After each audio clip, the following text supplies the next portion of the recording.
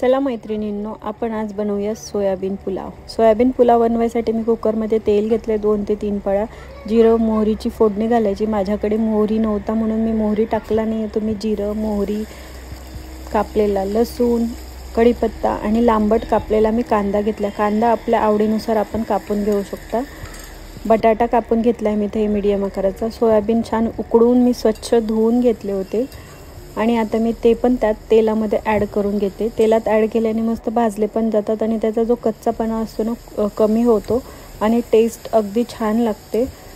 याच्यानंतर टोमॅटो टाकून घेतला। टोमॅटो टाकल्यावर माझ्याकडे फ्रोझन मटर होते म्हणून मग मी आता नंतर थोडं लेट टाकले। एका बाउलमध्ये मी आता दही घेतलंय। दही घ्यायचं आपल्या आवडीनुसार 3 ते 4 चम्मच। त्यामध्ये आपल्याला लाल तिखट, हळद आणि मेन म्हणजे पावभाजी मसाला आपल्याला टाकायचाच आहे, तरच त्या पावभाजीला छान टेस्ट येते। पावभाजी नाही, सोयाबीन पुलावला। आणि इथे मी वरतून थोडासा गरम मसाला टाकला आहे। छान मिक्स करून घ्यायचं। जसं आपण रेडी टू मिक्स मसाला असतो तसं मिक्स करतो तसंच आपल्याला बॅटर बनवून घ्यायचं आहे। एकदम पातळ पाणी न टाकता मी बनवून घेते। पातळ होणार नाही आणि दही फाटायचंही आपल्याला भीती राहत नाही। आणि हेच आपल्याला फोडणीमध्ये टाकायचं आहे। म्हणजे मग गॅस कमी केला आहे आणि आता मी हे त्या फोडणीमध्ये ॲड करून छान मिक्स करून घेणार आहे सोयाबीनच्या फोडणीमध्ये।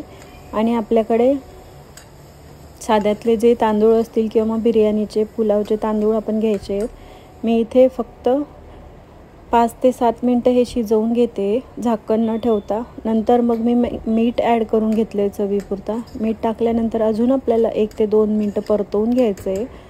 परतवल्यानंतर मी पहिले सांगितल्याप्रमाणे मी इथे वाडा कोलम राईस घेते।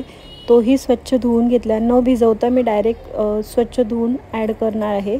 आणि साईडला गरम पाणी आपल्याला करून घ्यायचं आहे। कधीही गरम पाणी केल्याशिवाय भाजी, खिचडी, पुलाव करायला घ्यायचं नाही। चव खूप बिघडते आणि गरम पाणी असेल तर चव अगदी छान येते। मस्त इथे मी तांदूळ मिक्स करून घेतला आहे। 1-2 मिनटं आपल्याला फक्त इथे वाफवून घ्यायचं आहे। वाफवायची पण गरज नाही आहे। थोडंसं पाणी मी ॲड केलं आहे वाटीतलं आणि आता इथे मी गरम पाणी ॲड करते। आपल्या तांदूळांना जेवढं पाणी लागत असेल ना तेवढं ॲड करून घ्यायचं आहे। वाडा कोलम म्हटल्यावर मी दुपटीने पाणी टाकलं आहे। मस्त छान इथे उकळी आली आहे। वरतून थोडीशी कोथिंबीर टाकली आणि मेन माझ्याकडे तूप नव्हतं, आज तूप काढायचं राहिलं आहे म्हणून मग मी तूप टाकलं नाही। आणि 2 शिट्ट्या झाल्यानंतर बघू शकताय तुम्ही काय मस्त पुलाव बनला आहे। संध्याकाळच्या जेवणाला बनवा किंवा कोणी पाहुणे जरी असले ना तरीही तुम्ही हा पुलाव बनवू शकता। चवीला अगदी भन्नाट लागतो, बघू शकताय तुम्ही इथे। आणि मस्त आता सर्व करायला घ्यायचं। दही घ्या, पापड, लोणचं, तुम्हाला जे वाटत असेल त्याच्याने तुम्ही सर्व करू शकता। इथे मी मस्त काकडी घेतली आहे, पापडही भाजून घेतला होता मी। नंतर इथे सर्व करून घेते। मस्त असा पुलाव एन्जॉय करा। बाय। कसं वाटलं मला नक्की सांगा। Thank you for watching and bye. एकदा नक्की ट्राय करा।